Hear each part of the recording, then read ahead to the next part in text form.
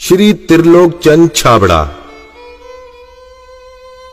यह मेरे भारत की छोटी सी एक झांकी है। अभी तो जमीन में नींव भरी है, शीश महल तो बाकी है। मिशन आर्थिक आजादी के जनक श्री त्रिलोक चंद छाबड़ा जी का जन्म सन 1957 में राजस्थान के अजमेर जिले के एक छोटे से गांव नानसी में हुआ। पिता मोहनलाल जी गांव में एक छोटा सा जनरल स्टोर चलाते थे। माता धापू देवी गृहिणी थी। 6 भाई बहनों में से श्री टी.सी. छाबड़ा जी तीसरे नंबर के पुत्र हैं। अपनी प्रारंभिक शिक्षा इन्होंने अपने गांव में और उच्च शिक्षा जयपुर में पूरी की।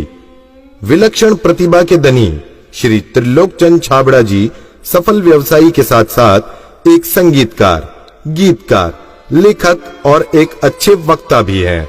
मेरी शादी बचपन में जल्दी हो गई थी और 77 में हुई और बहुत ही सरल और स्वभाव के और अच्छे स्वभाव के मुझे मेरे हस्बैंड मिले। हम एक भिलवाड़ा आए और फिर 2000 में ये जो सिस्टम है आरसीएम चालू किया।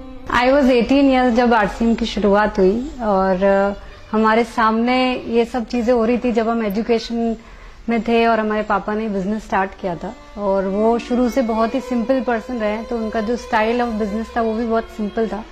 But at the same time वो ये जो उनका एक प्रिंसिपल है कि things should be in a very organised manner. Trilok Chand Chhabra ji को मैं लगभग पिछले 27 सालों से जानता हूं और उनके सानिध्य में मैंने काम भी किया है। छाबड़ा जी की जो सबसे पहली क्वालिटी है कि या तो लोगों पे जिन लोगों पे भी जो विश्वास करते हैं उन लोगों पर पूरा बिलीव करते हैं, और दूसरे उनकी जो क्वालिटी है कि वो किसी काम को करने की जब ठान लेते हैं तो उस काम को किसी भी हालात में उसको पूरा करते हैं। जब ये चालू किया था आरसीएम, उससे कुछ समय पहले कुछ सिस्टम यहाँ हिंदुस्तान में चलते थे जो जानकारी में आए, तो एक दिमाग में पता नहीं एकदम विचार से आया कि ये तो बड़ा सुंदर सिस्टम है। अगर हम इसमें नॉर्मल प्रोडक्ट जो हमारे रोज उपयोग होते हैं वैसे प्रोडक्ट लाकर अगर करें तो ये तो देश के लिए बहुत अच्छा सिस्टम है, बहुत सारे लोगों को इसका लाभ मिल सकता है। और उसके बाद एक ऐसा विचार जो अंदर पैदा हुआ तो उस विचार ने मुझे कभी रुकने ही नहीं दिया। टी.सी. छाबड़ा जी को मैं पिछले 25 सालों से जानता हूं और उनके सानिध्य में मैंने काम भी किया हुआ है। टी.सी. छाबड़ा जी की सबसे बड़ी क्वालिटी है उनके लिए काम होता है। काम छोटा और बड़ा नहीं होता, वो हर काम को उतनी ही सीरियसनेस से करते हैं, चाहे वो काम छोटा हो चाहे बड़ा हो।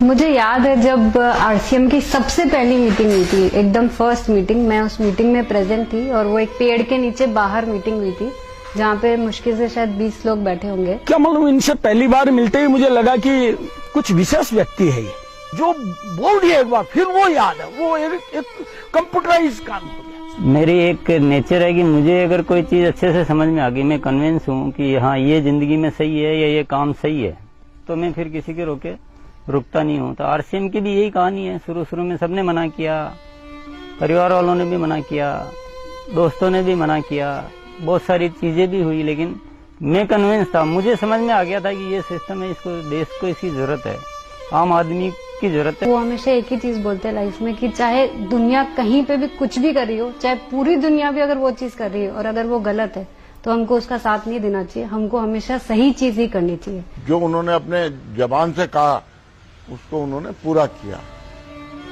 जबान के सच्चे ये उनमें मानता है। एमएलएम के नाम पर ज्यादातर कंपनियां कुछ महंगे प्रोडक्ट लाती है उसमें और ज्यादा कुछ उसमें से बांटने की कोशिश करती है, और हम आरसीएम में ऐसे क्यों प्रोडक्ट लाते हैं जो बहुत कम रेट में होते हैं। बहुत ज्यादा इधर कुछ चीजों को हाई फाई करना या कुछ बहुत ज्यादा हर कहीं खर्च कर देना, तो मेरे को कुछ महंगी चीज खरीदना पसंद नहीं है लाइफ में।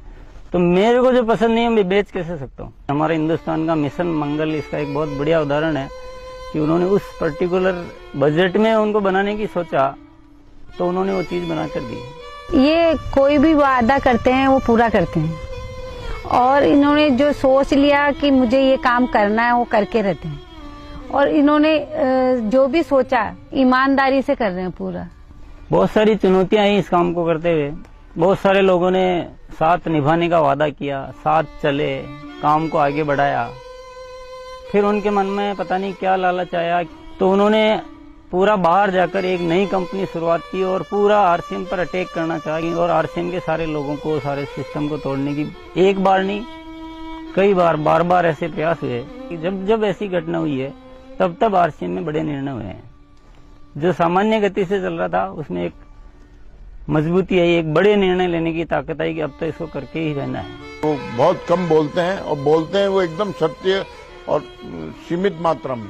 डायरेक्ट सेलिंग सिस्टम में एक बहुत बड़ी बात सीखने को मिली कि लोगों को कभी भी आप ओवर कमिटमेंट मत करो। 2011 में जो हमारे साथ में ये गवर्नमेंट का हुआ उसमें बहुत अलग हमारे पर इफेक्ट हुआ इस चीज का कि ये भी होता है क्या लाइफ में ऐसा। और वो ये जो एक फेज था वो बिल्कुल बहुत कठिनाई का दौर था, बहुत खराब स्थिति से हमें गुजरना पड़ा। मेरे परिवार पर संकट आए और परिवार से ज्यादा जो हमारे जो टीम है, हमारे जो इतना बड़ा हिंदुस्तान में परिवार बन चुका था, उसको सबको दिक्कतें आई। लेकिन एक मन में विश्वास था कि आखिर जो सत्य हो तो सामने आएगा। ऐसा ट्रैजिक पीरियड आया था कि पूरी दुनिया ने ही बोल सकते साथ छोड़ दिया। इनफैक्ट जो एकदम अपने बोलने के लिए होते हैं उन लोगों ने भी साथ छोड़ दिया। लेकिन पापा की वो जो हिम्मत थी और जब भी हमने उसके बाद या उस दौरान जब भी हमको मौका मिला उनसे बात करने का, उन्होंने एक ही चीज बस हमको बोली थी कि सब कुछ ठीक होगा क्योंकि हमने कुछ गलत नहीं किया किसी के साथ। हमारे जो आरसीएम परिवार है उनका इतना विश्वास था कि उन्होंने 1 साल इंतजार किया और पूरा डटे रहे। और जब उनका इतना विश्वास था तो उस विश्वास में इतनी ताकत आ गई और ये सब चीजें, जो भी संकट का समय था वो निकला और अब सब चीजें धीरे धीरे अच्छी हो रही है। ऐसे साथी मुझे इस सिस्टम की वजह से मिले। आज इतनी बड़ी सेना कह सकते हैं, इतना बड़ा परिवार कह सकते हैं देश के कोने कोने में, और उसमें इतने जो संस्कार बने हैं, ये हमारे लिए एक बहुत खुशी की बात है। इतना बड़ा व्यापार उद्योग धंधा होने के बावजूद, इतनी बड़ा साम्राज्य होने के बाद भी उनमें तनिक भर भी अहंकार या पैसा होने का घमंड दिखलाई नहीं देता है। ये उनकी सादगी और उनकी महानता को दर्शाता है। मुझे मेरे फादर इन लॉ की एक क्वालिटी सबसे अच्छी लगती है कि वो आज इतना बड़ा बिजनेस करने के बावजूद भी वो इतने डाउन टू अर्थ है कि किसी को भी विश्वास नहीं होता जब मैं उन्हें उनकी बातें, उनके किस्से सुनाती हूँ। एक छोटी सी बात ले लीजिए, अगर हम जब भी खाना खाते हैं हम डाइनिंग टेबल में बैठ के खाते हैं, पर वो आज भी प्रेफर करते हैं कि हम जमीन पे उनके साथ बैठ के उनके साथ भोजन करें। त्रिलोकचंद जी छाबड़ा एक व्यक्ति नहीं, आंदोलन है। उनके जीवन में उन्होंने बहुत संघर्ष तो किया ही है, लेकिन सबसे बड़ी बात उनमें है सादगी और सच्चाई। आरसीएम की शुरुआत से ही मैं काम कर रहा हूं और जब आरसीएम बिजनेस की शुरुआत हुई थी तो टीसी छाबड़ा जी की एक सोच थी कि दुनिया में जो कंपनियां आती है मल्टी लेवल मार्केटिंग में, वो बड़ी बड़ी और महंगे महंगे प्रोडक्ट लेकर आती है। और टीसी छाबड़ा जी की सोच थी कि मैं एक ऐसी कंपनी की स्थापना करूं जो इस तरह के प्रोडक्ट बनाए जो इंडियन रेट में हो, इंडियन कल्चर में हो, इंडियन मेंटालिटी को सूट करते हो और आम आदमी उस बिजनेस को कर सके, आम आदमी अपने जीवन को बदल सके। 2016 में इसकी गाइडलाइन जारी की गई भारत सरकार द्वारा।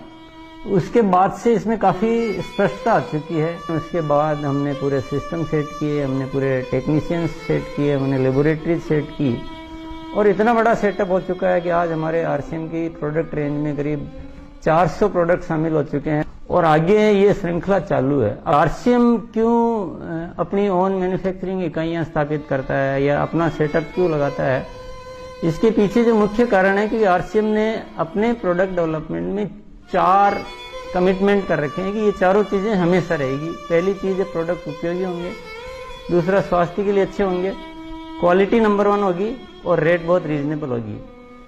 आरसीएम हमेशा उसके लिए कमिटेड है और इसीलिए इतनी सारी इकाइयां स्थापित की गई है और नए प्रोजेक्ट प्लानिंग में है। फर्स्ट ईयर था उस समय 21 करोड़ का टोटल टर्नओवर हुआ था और हाईएस्ट टर्नओवर जो है आरसीएम का वो 1750 करोड़ तक एक साल का हो चुका है। अच्छी बात ये कि हर साल 30% ग्रोथ हो रही है, इसलिए 5-6 सालों से मेंटेन ग्रोथ है। अपनी तरफ से पूरी कोशिश ये रहेगी कि कोई भी कमी किसी भी तरह की हमारी तरफ से नहीं रहेगी कि इस काम को एक बहुत ऊंचे मुकाम पर पहुंचाना है। और जब लाखों लोगों के जीवन में अगर हमारे इस छोटे से प्रयास की वजह से अगर थोड़ा भी हम कुछ योगदान कर सकते हैं, ये हमारे लिए बहुत गर्व की बात है। मेरा गोल जो है वो ये है कि आज अपन इस आरसीएम को हिंदुस्तान में नहीं बल्कि कुछ ऐसा करेंगे कि पूरे विश्व में इसका बहुत बड़ा नाम हो। तो आइए सदी के इस महापुरुष, आर्थिक आजादी के जनक, लाखों लोगों के प्रेरणा स्रोत श्री त्रिलोक चंद जी छाबड़ा को हम सब खड़े होकर जोरदार तालियों की गड़गड़ाहट के साथ ओजस्वी उद्बोधन के लिए आमंत्रित करते हैं।